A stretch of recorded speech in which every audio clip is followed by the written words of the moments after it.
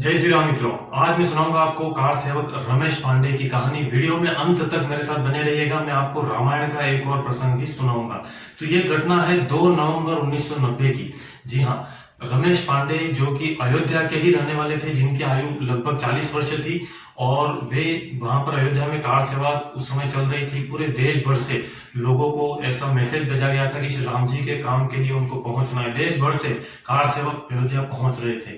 वहां पर जो उनकी सभाएं होती थी, कीर्तन यात्राएं होती थी और जो भी परिक्रमा होती थी उसमें वे भाग लेते थे, भगवा फहराते थे और इस तरह के नारे वे लगाते थे कि सौगंध राम की खाते हैं, हम मंदिर वहीं बनाएंगे। तो 2 नवंबर 1990 की घटना है। ये अपनी धर्मपत्नी को बताते हैं कि मैं राम जी की सेवा के लिए उनके पास जा रहा हूँ, मंदिर पे जा रहा हूँ मैं। तो और उस समय इनके जो 4 बच्चे थे, 2 बेटे थे और 2 बेटियां थी। सबसे बड़ा बेटा था वो 8 साल की उम्र का था और उसी समय ये राम काज के लिए अपने घर से विदाई लेते हैं और जाते हैं। फिर इनका जो भी सभा होती है उसके बाद में एक जत्थे के साथ में ये भी राम जन्मभूमि की तरफ बढ़ते हैं। तो उस समय पूरा आदेश मिला हुआ था वहां के सीएम का कि जो भी जन्मभूमि मंदिर की तरफ अपने कदम बढ़ाता है तो उसको गोली मार दी जाए। तो जब इनका जत्था आगे बढ़ता है और जय श्री राम के नारे लगाते हुए और इस तरह के जो उन्होंने नारे बनाए थे वे गूंजते हुए और कीर्तन करते हुए जब आगे बढ़ते हैं तो पहले पुलिस आंसू गोले छोड़ती है, आंसू गैस के गोले जो होते हैं वो छोड़ती है। उसके बाद इन कहीं से पुलिस की एक गोली मारना पुलिस शुरू करती है और इनके सिर में आकर के गोली लगती है। तो पूरा इनका खून बिखर जाता है, पूरा शरीर लहूलुहान हो जाता है। ये वहीं पर उसी समय गिर पड़ते हैं। आसपास के लोग सब तितर बितर हो जाते हैं, बहुत लोग भाग जाते हैं और फिर कुछ समय के बाद कार सेवक उनको उठा करके ले जाते हैं और पुलिस पोस्टमार्टम करती है। उसके बाद में सरयू के किनारे पर इनका अंतिम संस्कार किया जाता है। तो रमेश पांडे का ये बलिदान हमें नहीं भूलना चाहिए और आज भी उनका जो परिवार है, उनके जो बेटा है, उनको एक छोटे से घर में अयोध्या में किराए पे मकान में रहते हैं।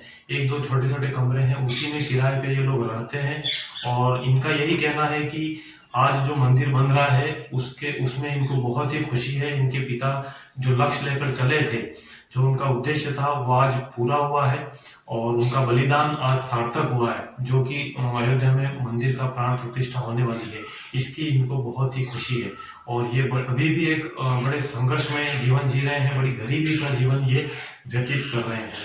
और इसके साथ ही आज मतलब राम मंदिर की जो आज चमक हम देख रहे हैं और हर व्यक्ति आज राम मंदिर के दर्शन करना चाहता है, वहां जाना चाहता है, लेकिन उसके पीछे इतना बड़ा संघर्ष और बलिदान है, हमें उसे नहीं भूलना चाहिए। और रामायण का एक प्रसंग मैं आपको बता दूं कि भगवान श्री राम जी 14 वर्ष का वनवास पूरा करने के बाद जब राम जी अयोध्या पधारते हैं और उनका राज्याभिषेक होता है, राज्याभिषेक होने के बाद में जो विभीषण होते हैं वे एक कीमती हार, हीरो का कीमती हार माँ सीता को भेंट देते हैं। तो ये वही हार था जिसको समुद्र के देवता ने रावण को भेंट दिया था। जो हीरे कीमती, ऐसी कीमती जो भी चीजें होती है, अनमोल चीजें समुद्र के अंदर से ही निकाली जाती हैं। वो खुद समुद्र के जो देवता हैं, आदि देवी रूप समुद्र का, उन्होंने रावण को भेंट किया था। तो वो हार माँ सीता को भेंट करते हैं, लेकिन सीता माँ को तो कोई ज्यादा रुचि नहीं थी उसको लेने में। तो श्री राम जी माँ सीता का भाव समझ जाते हैं चेहरा देख के और फिर सीता को राम जी कहते हैं कि इस सभा में आप किसी को भी ये हीरा अपनी इच्छा के अनुसार दे सकते हैं। तो उसमें माँ सीता फिर उस हार को हनुमान जी को देती है। तो हनुमान जी बड़े आदर सम्मान के साथ उस हार को ग्रहण करते हैं, स्वीकार करते हैं और फिर श्री हनुमान जी उस हीरे के हार में से मोती तोड़ते हैं, उसको देखते हैं थोड़ी देर, फिर मुंह में चबा करके थूक देते हैं। इस प्रकार फिर से दूसरा मोती उठाते हैं, फिर उसको देख करके चबा करके थूक देते हैं। तो 5-6 मोती इस प्रकार वो अपना हार पूरा उनका बिखर जाता है, टूट जाता है एक तरह से। तो ये सब देख करके लक्ष्मण जी, भरत जी ये क्रोधित भी होते हैं, उन सबको आश्चर्य भी होता है कि आखिर हनुमान जी ने ऐसा क्यों किया, ये कीमती हार आखिर इस प्रकार क्यों तोड़ दिया। तो उसमें कई लोगों ने ये भी सोचा कि इनका ये तो वानर के रूप में है, तो इनको इस हीरे के हार की कीमत क्या पता। और इसी बीच विभीषण उनसे पूछते हैं कि ये कीमती हार आखिर आप क्यों तोड़ रहे हो, इतना कीमती हार आपको माँ सीता ने भेंट किया है, तो इसको आपने पूरा बिखेर दिया, आखिर ऐसा क्यों। तब हनुमान जी कहते हैं कि मैं देख रहा था कि इसके मोती में श्री राम जी और सीता मैया बसी हुई है या नहीं। तो मैंने देखा कि इसमें राम सीता नहीं बसे हुए हैं, इसलिए मैंने इस हार को तोड़ दिया। तब थोड़े चिढ़ जाते हैं विभीषण जी और दूसरे भी, और वे कहते हैं कि तो आपके जो शरीर है, तो आपका जो शरीर है उसमें कहाँ पर सीताराम जी बसे हुए हैं, तो आप इस शरीर को छोड़ क्यों नहीं देते हो। तब हनुमान जी फिर अपने खड़े होते हैं, अपना जो नाखून होते हैं उससे सीना पूरा चीर देते हैं, उसमें सभी लोगों को सीता और राम के दर्शन होते हैं। तब भगवान राम जी कहते हैं कि हनुमान को देने के लिए मेरे पास में कोई भी उपहार नहीं बचा है, और इसीलिए हमने अपने आप को हनुमान को दिया हुआ है।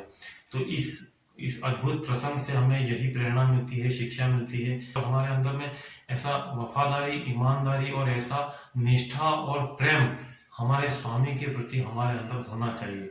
तो मेरे मित्रों, ये प्रसंग और ये कहानी अगर आपको अच्छी लगी है तो कमेंट बॉक्स में जरूर बताएं, और इस वीडियो को लाइक करें, चैनल को सब्सक्राइब जरूर करें, और अधिक से अधिक अपने मित्रों को, पड़ोसियों को, रिश्तेदारों को शेयर करें, अपने स्टेटस में जरूर लगाएं, ठीक है। और अपने व्हाट्सएप और फेसबुक के जो भी आपके ग्रुप है उसमें अभी इसी समय शेयर कर दें। यही श्री राम की भक्ति मानी जाएगी और मातृभूमि की सेवा मानी जाएगी। तो मेरे मित्रों, इसी के साथ आज का ये वीडियो हम समाप्त करते हैं। मिलते हैं फिर नेक्स्ट वीडियो में, तब तक के लिए दीजिए मुझे इजाजत। जय श्री राम।